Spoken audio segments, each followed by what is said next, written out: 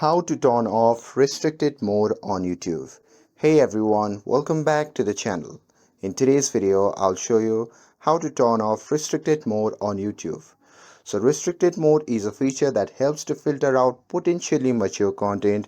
So if you want to turn it off, just follow the simple steps. So first thing first, open the YouTube app on your phone. And here, once you have opened the app, simply tap on the profile icon shown in the bottom right corner of the screen. Now here, once you are in your profile section, simply tap on the gear icon shown in the top right corner of the screen. Now here, once you are in your settings section, simply tap on the option labeled as General. Now here, inside the General section, you can see the option labeled as Restricted Mode. So simply toggle off that option. And that's it. That's how you can turn off restricted mode on YouTube.